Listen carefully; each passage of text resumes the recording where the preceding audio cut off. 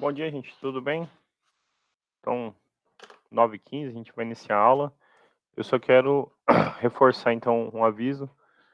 Eu autorizei a Sara e eu não me lembro, acho que é João Vitor, que pediu autorização para entrar em sala agora.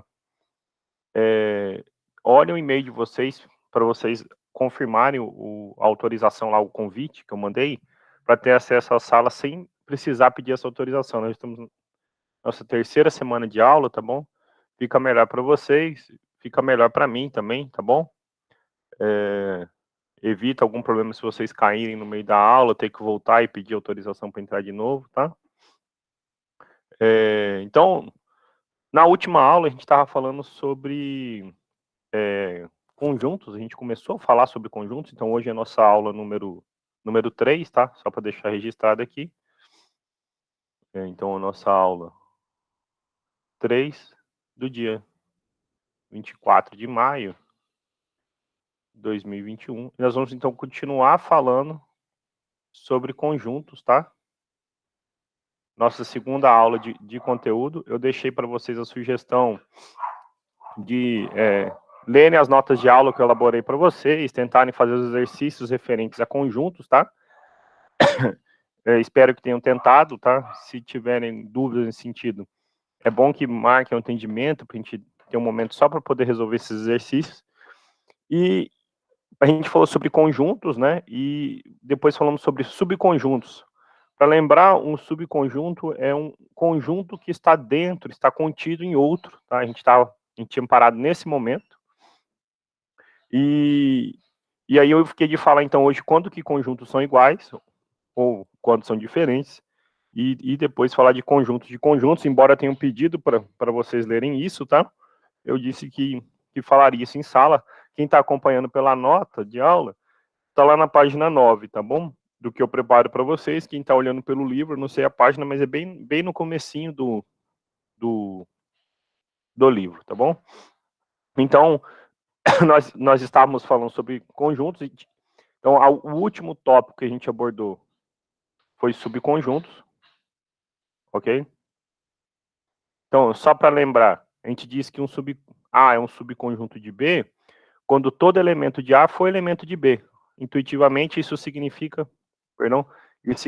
que um está dentro do outro, né? Então, se eu tenho um conjunto maior e tenho um conjunto menor, digamos que essa nossa elipse aqui seja o conjunto A, o maior é o B, todo elemento de A é elemento de B, então o símbolo para isso é que o A está contido em B. Isso a gente tinha comentado na última aula, tá bom? Ser subconjunto. Então, quando que dois conjuntos são iguais, tá bom? Então, igualdade entre conjuntos, ok?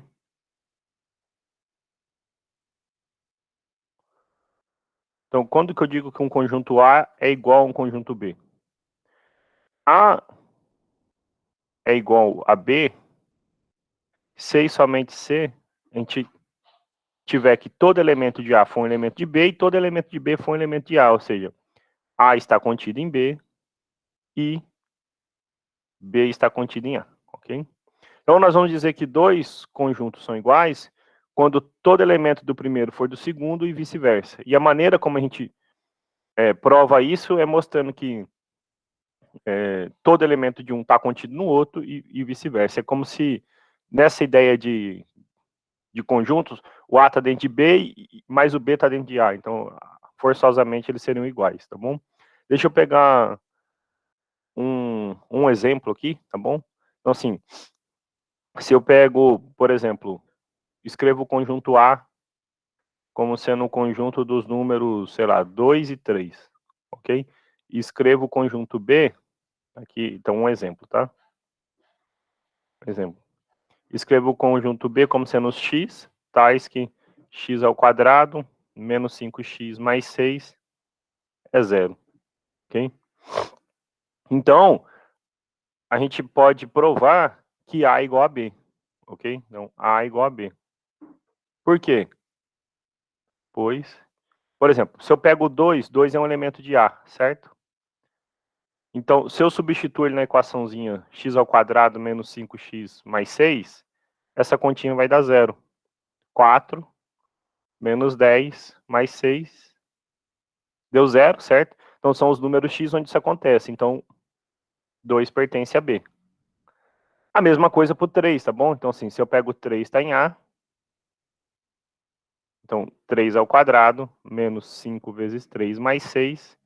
Isto é 9 menos 15 mais 6. 9 mais 6 é 15, menos 15, 0. Então, o que a gente fez aqui nesse momento foi mostrar que A está contido em B, tá bom? Por que B está contido em A?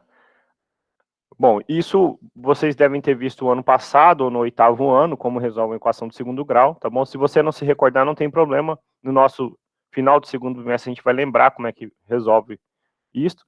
Mas, se a gente pegar, então, for resolver, x² menos 5x mais 6 igual a 0, o delta é b² menos 4 vezes A vezes C. Então, fica 25 menos 24. O delta é 1. As raízes, então, são quem? Menos o valor de B, mais ou menos raiz de delta sobre 2A, né? A forma de resolver equações de segundo grau, tá bom? A gente vai recordar isso lá quando for falar de funções quadráticas. Só estou exibindo aqui a resposta, para a gente ver que, de fato, as raízes, né, são 2 e 3, como eu tinha dito aí. 5, a raiz de 1 é mais ou menos... Então, a raiz de 1 é 1, mais ou menos a raiz de 1, então mais ou menos 1. Uma das raízes, 5 mais 1, 6, por 2, 3. A outra raiz, 5 menos 1, 4, por 2, 2. Então, todo elemento de B também está contido em A. Então, B também está contido em A. Conclusão, A igual a B, tá bom? Conclusão, A igual a B. Então, assim, como que a gente mostra que dois conjuntos são iguais? Você tem que mostrar isso aqui, certo? Que todo elemento de A está contido em B e todo de B está contido em A. Dessa maneira, a gente tem uma condição para que conjuntos não sejam iguais. Quando que dois conjuntos não vão ser iguais? Quando pelo menos uma dessas coisas não acontecer, certo? Então, por exemplo, se eu acrescentar um conjunto C aqui no nosso exemplo, o conjunto C, vamos para o conjunto 2, 3 e 4, tá bom? Olha, 2 e 3 pertence a A e pertence a C, certo? Então, eu sei que, por exemplo, o A está contido em C. Ok? Porém, o número 4, vou destacar de vermelho aqui, ó. 4, ele pertence a C, certo? Mas 4 não pertence a A. Então, eu sei que o C não está contido em A. Ok? Então, os conjuntos não podem ser iguais. Então, essencialmente, para você mostrar que um conjunto não está contido em outro, essa era uma das perguntas que eu tinha deixado na última aula, certo? Como é que eu mostro que um conjunto não está contido em outro? Basta você mostrar que existe pelo menos um elemento, tá certo? Você não precisa listar mais do que um, se encontrar um já serve, que pertence ao conjunto, mas não pertence ao outro. Então, por exemplo, 4 é um número que pertence ao conjunto C, mas não pertence ao conjunto A. Então, o conjunto C não está contido em A, então não tem chance deles serem iguais, tá bom? Então, quando A não for igual a B, a gente pode escrever só a título de observação, né? Então, observação. Quando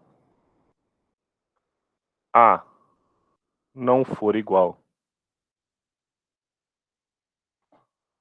a B, escrevemos A diferente de B, tá bom?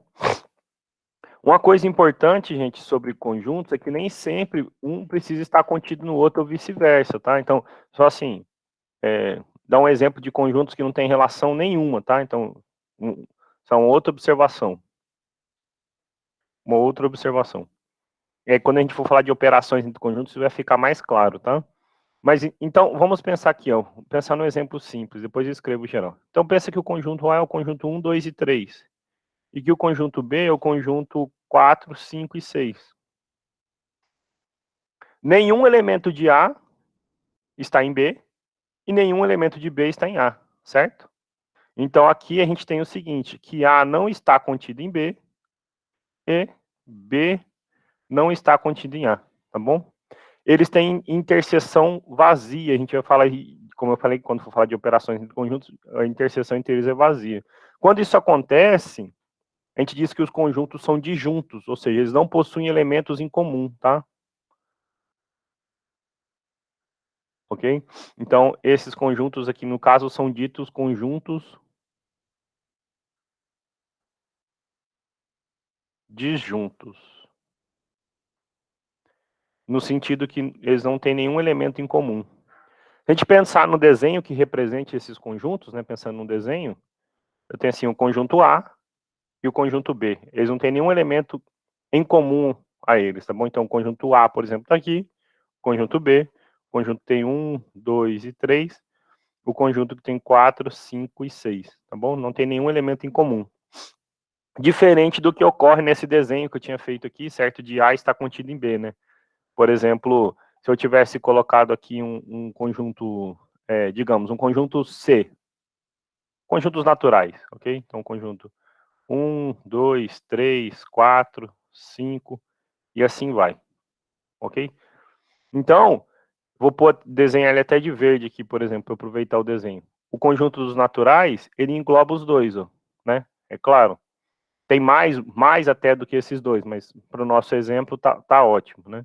Então, A é um subconjunto de N, B é um subconjunto de N, mas A e B não tem nenhum elemento em comum, né? Ok? Então, relações entre conjuntos. Então, conjuntos satisfazem essa relação. Ou A está contido em B, ou B está contido em A, ou eles não têm interseções, ou pode ter interseções não vazias, mas ainda assim que não seja o conjunto todo, tá bom? Eu poderia pegar um conjunto aqui, ó, sei lá, criar um conjunto D. Vou criar o conjunto D, o conjunto que tem o elemento 2, 5 e o 7, por exemplo, certo? 2, 5 e 7. Então, o D ia ser esse conjuntinho aqui. Ele tem um pedacinho de A, tem um pedacinho de B, tem o 7 que está aqui fora, o nosso conjunto D, tá bom? Ele tem interseção com A, tem interseção com B, não está totalmente contido em A, não está contido em B, ok? Então, assim, conjuntos podem satisfazer essas relações, tá bom? Para fechar essa parte inicial de conjuntos, então a gente fala agora sobre conjuntos de conjuntos, ok? Também nas notas de aula está chamando de conjuntos das partes de um conjunto, tá bom?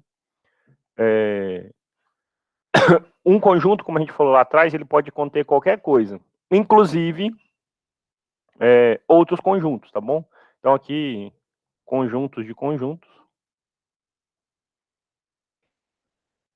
E o que mais interessa para a gente, e conjuntos das partes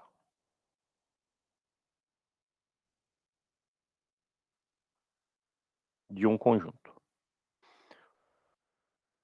Bom, como eu falei, um conjunto ele pode ter qualquer coisa dentro dele, tá? Inclusive, outros elementos deles podem ser conjuntos. Então, para começar com um exemplo, vamos imaginar que meu conjunto A, ele seja o seguinte, ó. Então, eu tenho o elemento 1, o 2, o conjunto que tem 1 e 2, o número 3, o número 4, o conjunto que tem 5 e 6, ok? Sei lá, o conjunto que tem 7, 8 e 9, tá ótimo, ok? Então, a gente tem alguns elementos no nosso conjunto, tá bom?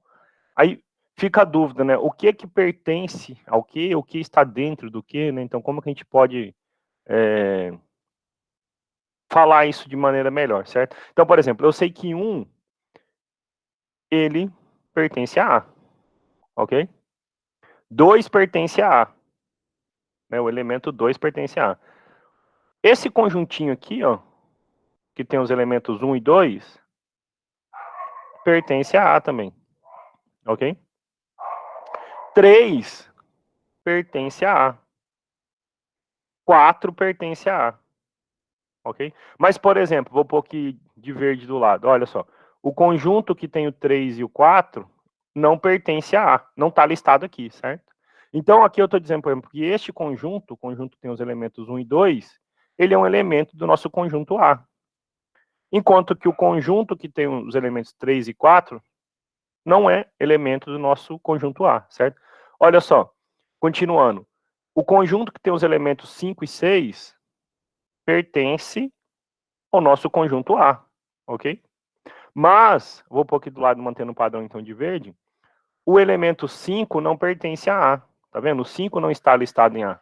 6 não está listado em A, então 6 também não pertence a A. Okay? 7, 8 e 9 pertence, o conjunto, né, que tem 7, 8 e 9, 7, 8 e 9, pertence a A, tá bom? Então nós podemos ter conjuntos que são constituídos de qualquer coisa, de outros conjuntos, de conjuntos com elementos, igual foi esse exemplo aqui, tá bom? Então essa é a ideia de conjunto de conjuntos, tá bom? E o que é o conjunto das partes de um conjunto, que é o que importa aqui mesmo pra gente, tá bom? Conjunto das partes, então, são todos os subconjuntos que um conjunto tem. Ok? Então, uma coisa. Vamos começar assim, o seguinte, escrevendo o que é o conjunto das partes. Então, são todos os subconjuntos. É o conjunto. Não, melhor. É o conjunto formado por todos os subconjuntos de um conjunto dado. Ficou feio, né? Vamos dar um exemplo que isso ilustra, tá bom? Olha só, observação então, se o nosso conjunto for um conjunto A, então, um conjunto dado, né? Se o conjunto dado for o conjunto A, como é que a gente simboliza o conjunto das partes de A, tá bom? Então, o símbolo é aqui, ó, P de A, ok? Esse aqui denota, então, o conjunto das partes de A.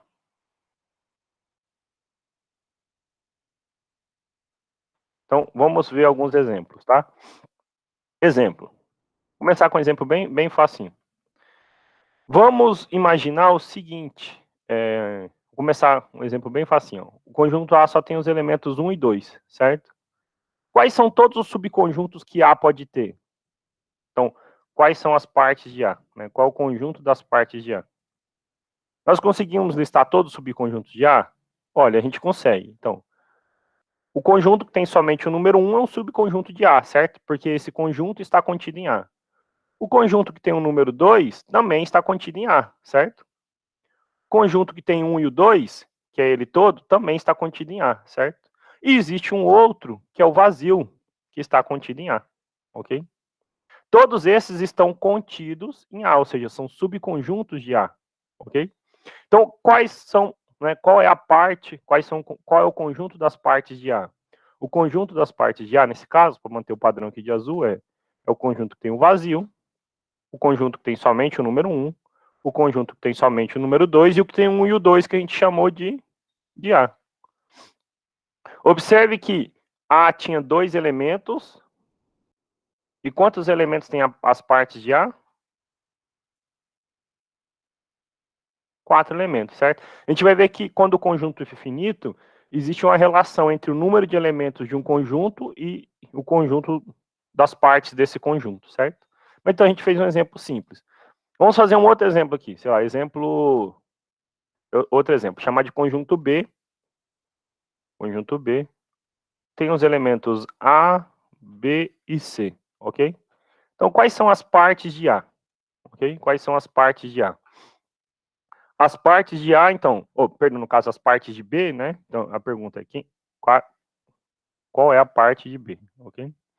Então, a gente viu que, eu vou pôr isso até como resultado, mas uma coisa que é importante, tá bom? Eu vou explicar isso já já. Mas o vazio é sempre subconjunto de todo mundo. Então, o vazio está contido em B, ok? Quais outros subconjuntos estão em B? Olha só. O conjunto que tem somente o número A, está contido em B. O conjunto que tem somente o elemento B, certo? Está contido em B. E o conjunto que tem somente o elemento C também está contido em B. A gente listou todos com um elemento.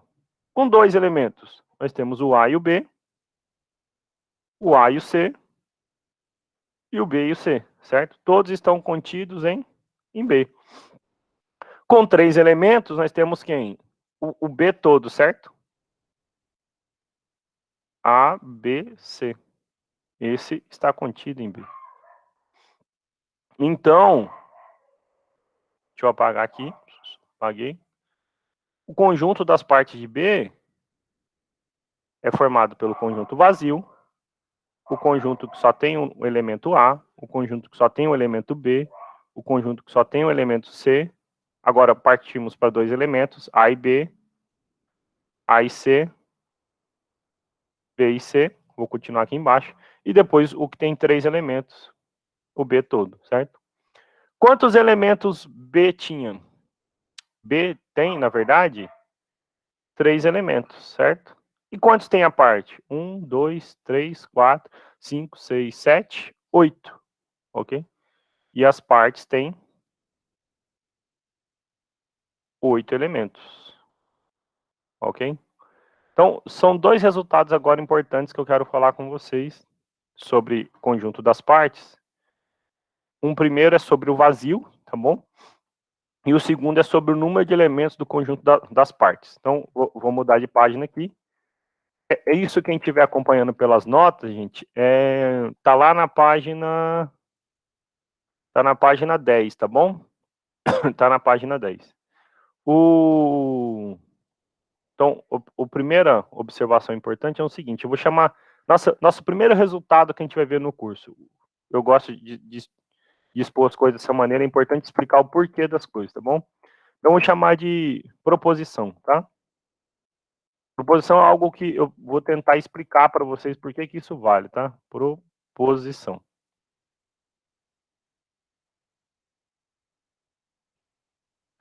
O conjunto vazio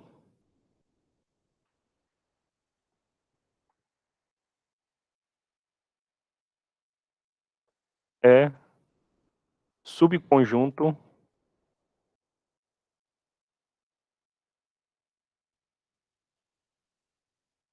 de todo conjunto. Nós vimos exemplos de como definir um conjunto vazio, né? Ou seja, é um conjunto que não tem nenhum elemento. A gente citou exemplo, por exemplo, dos anos que o Palmeiras foi campeão mundial, coisas desse tipo, né? Mas assim, existe do ponto de vista matemático, não ter nenhum elemento, tá? Então, o conjunto vazio é subconjunto de todo conjunto. Por que isso é verdade? Ou seja, o que a gente quer dizer é o seguinte, se eu pegar qualquer conjunto A, ok? Então, para todo conjunto A, né? Isso simbolicamente, para todo conjunto A, temos o seguinte, o vazio está sempre contido em A, ok? Por que isso é verdade? Por que isso é verdade? Pelo seguinte, então vamos demonstrar por que isso é verdade, tá bom? Explicar da onde que sai essa justificativa. Olha, esse uma proposta interessante que a gente costuma fazer aqui, pelo menos eu costumo fazer nas minhas aulas, é que matemática não é só uma coisa assim, a gente sai afirmando, afirmando, afirmando, senão parece que não tem lógica nenhuma, né? Então é tentar explicar de onde que as coisas saem, tá? Essa é a essência da matemática em si. Então, de alguma maneira, tentar explicar para vocês, despertar esse lado da matemática, tá bom? Olha, então por que o vazio está contido em todo A? Então, essa é uma parte de lógica e a gente tenta, então, por meio de alguns argumentos, justificar resultados, tá bom? Eu quero dizer que para qualquer conjunto A, então, o vazio sempre vai estar lá dentro. Como é que eu posso provar isso do ponto de vista matemático? A gente usa uma coisa que chama contradição, tá bom? A gente vai ver daqui a pouco, quando falar de conjuntos numéricos, por exemplo, como é que você prova, por exemplo, que o raiz de 2, o número raiz de 2 é irracional, tá bom? De novo, aí você contradiz esse fato e chega em algum absurdo. Você usa só por meio de lógica para chegar no resultado que você quer, certo?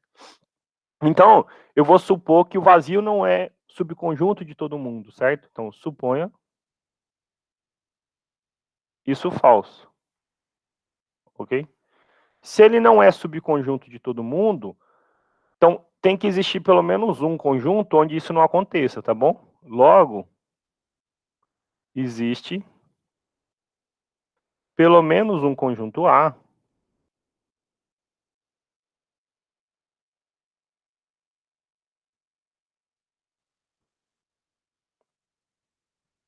onde o vazio não esteja contido em A, ok? Onde o vazio não está contido em A. Vamos voltar aqui rapidamente aqui, que eu fiz um resuminho da aula passada, certo? Mas como é que eu provo que um conjunto não está contido em outro, certo? Como é que eu provo que um conjunto não está contido em outro? A gente até deu um exemplo aqui, olha só. Cadê o número C? Olha, como é que eu sei que o conjunto C não está contido em A? Tem que ter um elemento em C que não pertence a A, certo? Aqui era o exemplo, 4 pertence a C, mas não pertence a A, tá bom? Se o vazio não tivesse contido nesse conjunto A, então o que tem que acontecer? Tem que existir um elemento no vazio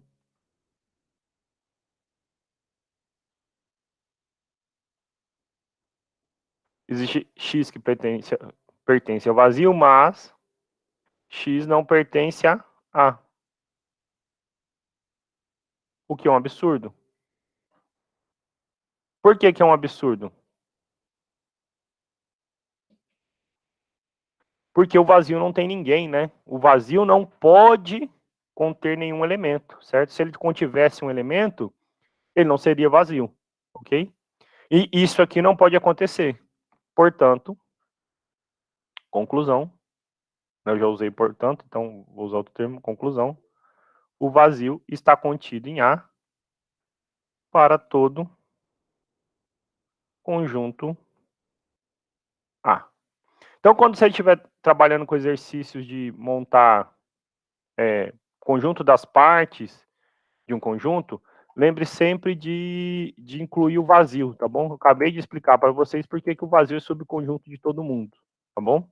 Perguntas até aqui? Eu tenho, professor. Pode falar. Eu ainda não entendi muito bem sobre essa parte do vazio estar dentro de um conjunto, sobre o que é exatamente o vazio. O vazio é o conjunto que não tem Essa é a minha nenhum mesma elemento. dúvida. O vazio é o conjunto que não tem nenhum elemento, certo? Então, assim, quando a gente está montando o conjunto das partes de um conjunto, eu quero listar todos os subconjuntos. Vamos pensar aqui no exemplo que eu tinha feito lá atrás com A, B e C, por exemplo, certo? Então, aqui, eu tenho um conjunto B maior, um pouquinho, e tinha os elementos A, B e C.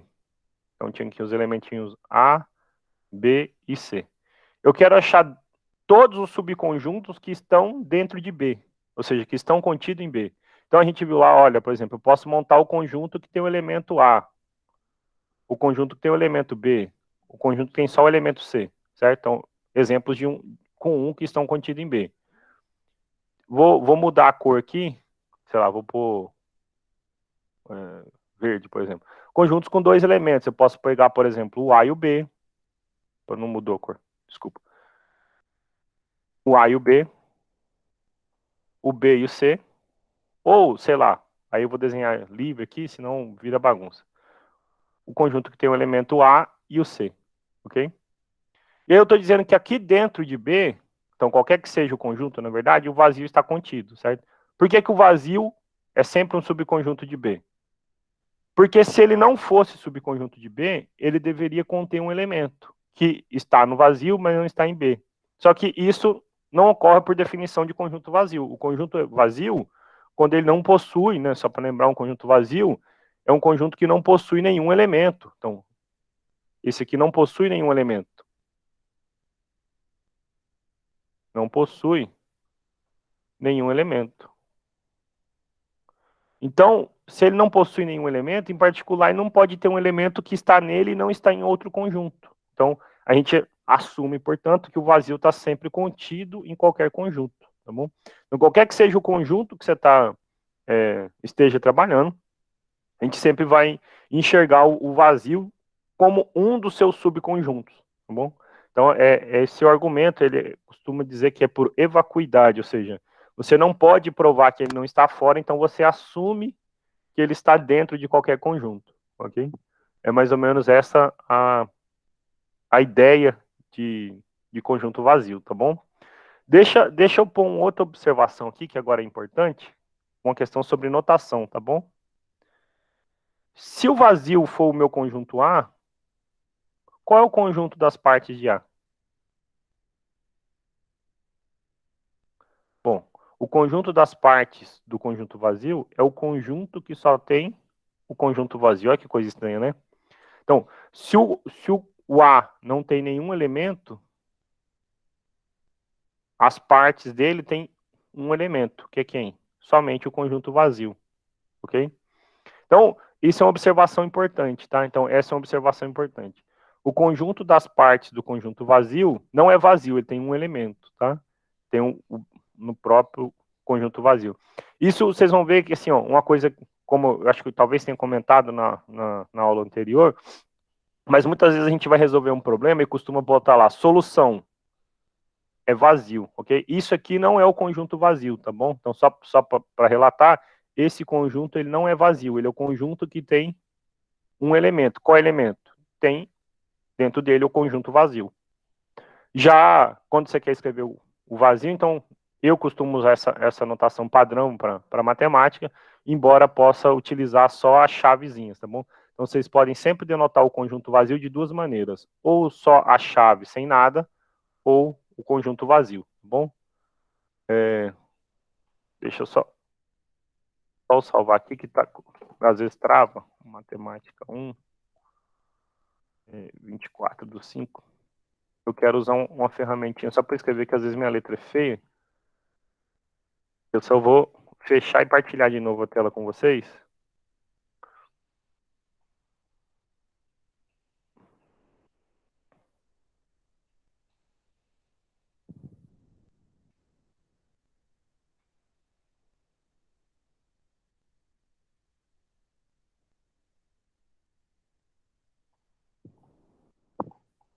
Pronto, que agora eu consigo editar de novo. O símbolo que a gente costuma usar, então, pro vazio,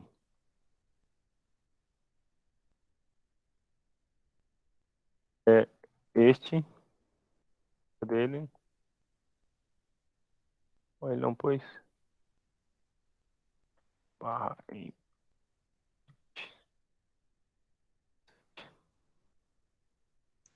Professor, Pois não.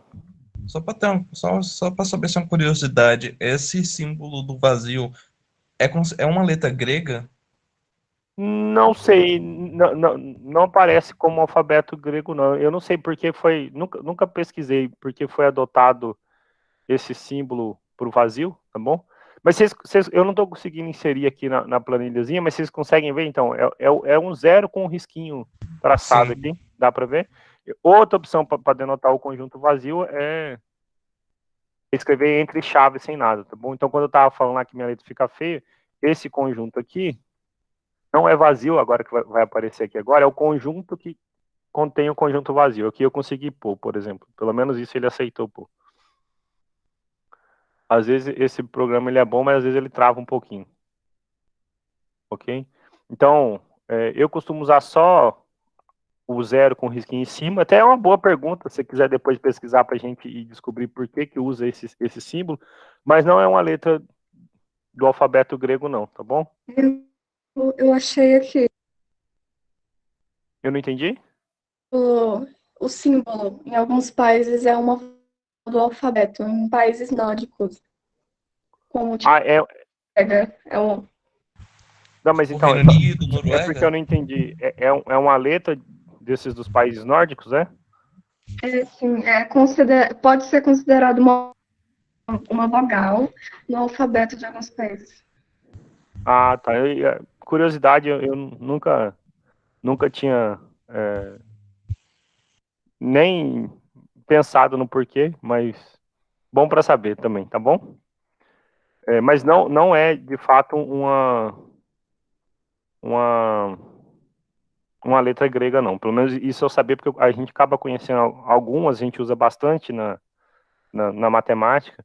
Por exemplo, quando vocês resolvem equações de segundo grau, aquele delta lá que vocês resolvem, né, para achar o discriminante, é uma letra grega ok? Só que maiúsculo é o delta maiúsculo no alfabeto grego, mas em geral a gente usa alfa, beta, gama, ou em geometria, ou em algumas partes mais específicas da álgebra, mas eu não sabia a origem desse símbolo do vazio aqui não, ok?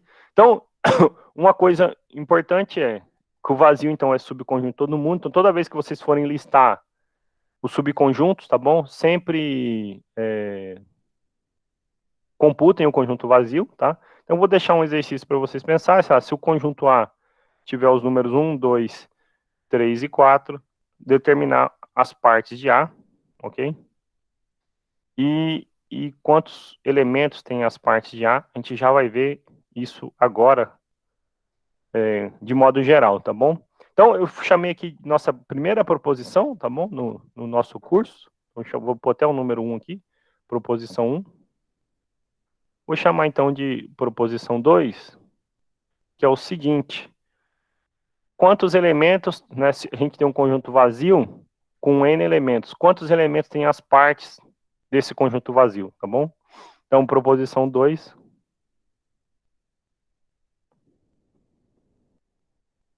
é o seguinte. Se A tem N elementos, então as partes de A tem 2 elevado a N elementos, tá bom? Olha, então assim, só para vir curiosidade, né? Aqui o A não tinha nenhum elemento, certo? O A tinha 0. As partes de A tem 1. 1 é justamente 2 elevado a 0, certo? Só para voltar aqui, que a gente fez com 2 e 3 elementos, né? Assim, se o A tem 2 elementos, as partes têm 4. 2 ao quadrado. Se o A tem 3 elementos, as partes têm 8. 2 ao cubo, ok? Então, de modo geral, se o A tem N elementos, as partes de A tem 2 elevado a N elementos, tá bom? Nós vamos falar sobre indução, quando for falar sobre os naturais, vou fazer um curso um pouco diferente para vocês do que vem no livro, por exemplo, que ele é muito raso, conjuntos naturais, e aí você tem uma maneira de justificar isso, tá bom? Vamos tentar explicar o porquê que isso é verdade, então, sem adentrar muito em alguns conceitos, tá bom? Olha, então, a primeira opção é o conjunto A não ter nenhum elemento, certo? Se o A é o conjunto vazio, a gente já fez até isso, certo? Se o A é o conjunto vazio, ou seja, A tem 0 elementos, nós já vimos que as partes de A é o conjunto que só tem um conjunto vazio e, portanto, tem um elemento, que é 2 elevado a 0. A continha bate, pelo menos, quando o A não tem ninguém, certo? Só a gente não fez com um elemento, só para reforçar para vocês, tá? Se o A tem um elemento, então digamos que o A tem um elemento X, ok? As partes de A é quem? Lembra, o conjunto vazio sempre está nas partes, e depois o conjunto que só tem um elemento X, né? É a única possibilidade, ou seja, tem 2 elementos. Se o A tem um elemento, as partes de A tem 2 elementos, que é a mesma coisa que 2 elevado a este número, certo? Agora, eu vou... saiu aqui, tinha saído em algum lugar a chavezinha, viu? Eu tinha a impressão que ela tinha que sair mesmo. Professor, Pois não.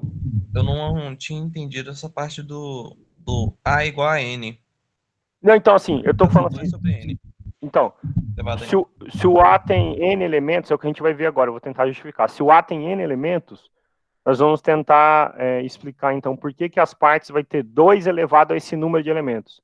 Então, a gente fez o exemplo lá com 2 e 3 elementos, certo? Fez o exemplo quando não tem nenhum, né? Ó, se o A não tem nenhum elemento, as partes têm um elemento, né? 2 elevado a 0. Se A tem um único elemento, então as partes têm 2 elementos, que é 2 elevado a esse número 1, certo? É questão... A potência é multiplicar esse número tantos fatores quanto aparecerem aqui. No caso, aparece N fatores, certo? Beleza. Ok? Agora, então, vamos tentar explicar isso, né? Se o A tiver N elementos, por que vai ter 2 elevado a N, certo? Então, assim, só para adiantar uma parte do problema que eu deixei para vocês, aqui acontece o seguinte, esse A tem 4 elementos, certo? Quantos elementos tem as partes dele? Então, é 2 elevado a 4. Então, 2 vezes 2, vezes 2, vezes 2. E isso dá 16. Então, quando vocês listarem as partes aqui, vocês vão ver que vão ter 16 elementos, tá bom? Então, só o que vocês têm que fazer é contar os elementos. Então, essa, pelo menos, é uma fórmula que ensina a gente a contar. Olha, se um conjunto A tem 10 elementos, quantos são os elementos das partes desse conjunto? Então, vai ser 2 elevado ao número de elementos do conjunto original, tá bom?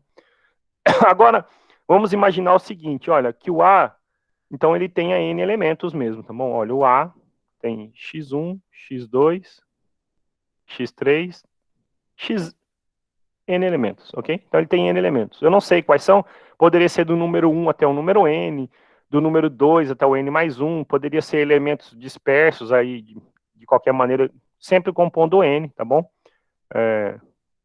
Mas de modo que o A tenha N elementos, ok? E eu vou fazer agora é tentar contar quantos subconjuntos esse cara vai ter. E aí, então, a gente assume o seguinte. Se B for um conjunto com menos elementos, então, 1 a menos, imagina, só para ilustrar, para a gente entender, eu quero verificar isso, por exemplo, se o N fosse 10, certo? Então, se o N é 10, um exemplo. Então, eu estou pegando um conjunto com 10 elementos. Aí você vai assumir o seu resultado seguinte. Isso chama indução. Eu vou explicar com mais detalhes quando eu falar do conjuntos naturais. Mas é uma técnica que a gente usa. Pensa assim, eu vou tentar resumir ela rapidamente para o meu argumento agora ficar coerente. Imagina que você tem uma pilha de dominós infinito aí, ok? Você tem infinitos dominós, um em pezinho do lado do outro. Você já viu aqueles programas que as pessoas empilham um monte de empurra o primeiro e sai derrubando todo mundo? Aí você tem um monte de dominó. E continua aqui para sempre. Aí você fala o seguinte, olha, eu sei derrubar o primeiro dominó. Então, o que acontece quando o primeiro cai? Ele derruba o segundo derruba o terceiro derruba o quarto, ok? O que pode acontecer? Pode ter um problema aqui no meio, né? Sei lá, se eu tivesse um buraco aqui no meio, esse não ia derrubar o seguinte, não é verdade? Mas não, aí você consegue usar um argumento para mim. Olha, eu falo assim, olha, então escolhe qualquer lugar desse dominó aqui, professor. Então eu vou lá e escolho aqui, ó, escolhi esse aqui aleatório, né? Fala assim, olha, professor, eu consigo provar o seguinte, se esse cair, o próximo cai, certo? Aí você junta tudo, olha, eu derrubei o primeiro e sei que se o de trás cai, o da frente sempre cai, qual é a sua conclusão? Que vai cair todo mundo, certo? Né? Se você fala assim, olha, eu sei derrubar o primeiro e sei que em qualquer lugar dessa fila, se o que vem antes cair, então o próximo cai, eu sei que todos vão cair. Essa é a ideia do princípio de indução, é trabalhar com essa ideia de derrubar uma pilha de dominós de maneira infinita, tá bom? Então a gente assume o seguinte, olha, eu sei que o de trás vai cair, eu quero concluir que se o de trás cair, o da frente também cai, certo? Então, eu pego B, um conjunto com N menos 1 elementos, ou seja, pensando lá em número, se o N fosse 10, um conjunto com 9 elementos, ok? E aí eu suponho, então, que esse conjunto tem, então, B, então as partes de B é 2 elevado a N menos 1, ok? Então seria 2 elevado a 9, eu quero concluir para o outro que tem um a mais, certo? E aí o que eu vou fazer agora? Eu vou pegar o meu conjunto A, que é o nosso problema, é o que tem N elementos, certo? Eu vou pegar o conjunto A e vou escrever ele como algo mais interessante. A, só para lembrar, o conjunto que tinha estes N elementos, x1 até xn. E a gente pode dividir ele em 2 subconjuntos. Olha, eu vou juntar todos que vinham antes, vou juntar ele com o último que sobrou. Pensa assim, ó. O que eu estou dizendo é o seguinte, se eu tivesse o conjunto em 1, 2, 3 e 4, eu posso escrever ele como o conjunto tem 1, 2 e 3 e acrescentar nele o conjunto que tem o elemento 4. Né? Esses dois conjuntos são o mesmo, tá bom? Qual é a vantagem de fazer isso? Esse que está à esquerda nosso, ele está fazendo o papel do B. Ele tem quantos elementos? Ele tem n-1 elementos, certo? Então, se o n fosse 10, né, eu deixei 9 à esquerda e 1 à direita, né? Se o n fosse 20, eu deixei 19 à esquerda e 1 à direita. Se o n fosse 1000, eu deixei 999 à esquerda e 1 à direita, ok? Então, as partes de A, o que eu preciso fazer? Pegar as partes de B, lembra, esses conjuntos, é o que eu falei aqui atrás, ó, sobre, só para poder finalizar a aula, eles são disjuntos, eles não têm nenhum elemento em comum, certo? Cadê? Voltei bem aqui, ó. A e B eram disjuntos, eles não têm nenhum elemento em comum, certo? Então, quando eu quiser calcular as partes do nosso conjunto original, eu só preciso pegar as partes de B e juntar com as partes do conjunto que só tem um elemento. Ok? Agora, as partes de B, eu não sei quantos são, certo? Eu não sei quantos são. Mas eu sei que são 2 elevado a n menos 1. Ok? São 2 elevado a n menos 1. E as partes desse x elevado desse conjunto que só tem um elemento, a gente aprendeu que são 2, certo? Então, eu vou ter o número de elementos da... Opa, perdão, eu ia pegar a borracha. O número de elementos das partes de A, o número de elementos das partes de A, como sendo o número de elementos das partes de B, vezes o número de elementos de x elevado a n. Esse x elevado a n é um conjunto que só tem um elemento, certo? E o conjunto que só tem um elemento tem como parte 2 elementos, certo? Então, esse aqui, as partes desse conjunto é 2, ok? Então, é o número de elementos das partes B vezes o número de elementos das partes de x elevado, xn, né? Ok? Então, é 2 elevado a n menos 1 vezes 2. Multiplicação de potência de mesma base, a gente faz o que com os expoentes? Conserva a base e soma os expoentes, tá bom? Isso a gente vai revisar lá em função exponencial, tá bom? Mas também é conteúdo do ensino fundamental. Então, aqui o expoente é 1. Então, menos 1 mais 1 dá 0, fica 2 elevado a n. Então, conclusão aqui, mesmo sem eu saber quais são, eu sei que o nosso conjunto vai ter 2 elevado a n elementos, tá bom? É claro que nos exemplos a gente verifica isso na prática, né? Então a gente viu quando tem um elemento, tinha 2, quando não tinha nenhum, as partes tinha 1. A gente fez com 3 e 4, 2 e 3, tá bom? E aí eu deixei como exercício para vocês fazerem, quando um conjunto tem 4 elementos, vocês vão ver que as partes têm 16 elementos, tá bom? Se só a conta não bater 16 aqui quando você for listar, é porque está errado em algum lugar, tá bom? Mas aí a gente pode ficar tranquilo para usar esta formulazinha agora. Sempre que um conjunto tem n elementos, as partes têm 2 elevado a n elementos, tá bom? Essa aula inteira eu tinha pedido para vocês darem uma lidinha lá no material que eu deixei para vocês, mas ela essencialmente, aí sim fecha o primeiro capítulo, para na aula seguinte a gente poder falar sobre operações com conjuntos, tá bom? Vou voltar aqui na sala. Ô, Letícia, obrigado de você lembrar da chamada. Eu vou mandar o linkzinho aqui para vocês. Eu esqueci de mandar o link, tá bom? Mas estava disponível no Moodle. Eu vou mandar e vocês podem preencher, tá bom? Mesmo que seja no próximo horário com o próximo professor. Vou só pegar e mandar aqui para vocês o link. Desculpa, eu realmente tinha esquecido de mandar a chamada. Aí a gente encerra a aula, tá bom? Alguma pergunta fora a chamada? Eu tinha uma pergunta para fazer, mas eu acabei esquecendo. Pode se você, bom, se você lembrar agora, tudo bem. Se você não lembrar, você pode mandar pelo o Moodle, o chat do Moodle por e-mail, tá bom? Preencham a chamada, por favor, tá? E quando tiver pergunta, assim, não precisa esperar eu parar a aula nem nada, não. Pode mandar a pergunta já no meio da aula, assim, pelo fone, fica às vezes até melhor para vocês, tá bom? Uhum.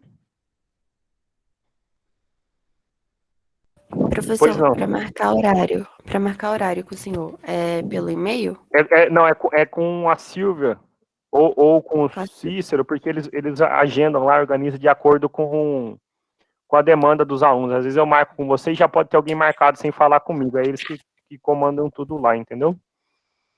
Tá bom. Só Obrigada. essa pergunta? Tá bom, gente. Ó, a gravação eu ponho daqui a pouquinho lá, que eu vou dar outra aula daqui a pouco. Assim que eu acabar a próxima aula, eu ponho a gravação dessa aula e o print da aula de agora, tá bom? Mas se alguém tiver qualquer pergunta, qualquer comentário. Beleza. Ok, senão eu agradeço vocês. A gente se encontra segunda-feira, tá bom? Saudações tricolores a todos. Rafael, você tem que seguir a sequência numérica. Você só abre a atividade 2 depois de ter aberto a atividade 1. Só abre a atividade 3 depois de ter aberto a 2. Eu deixo todas numeradas, viu? Você não consegue clicar aleatório. Tem que manter a sequência do curso.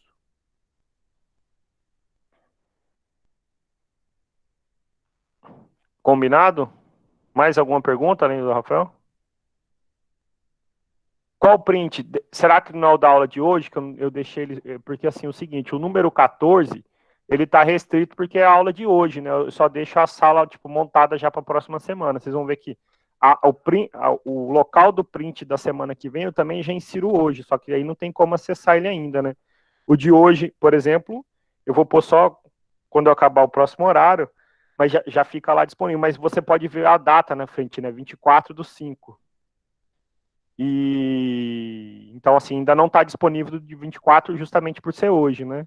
Mas logo até a hora do almoço já vai estar disponível. E aí eu já vou deixar o do dia 31. O do dia 31 só fica liberado após o dia 31. E assim vai, tá bom?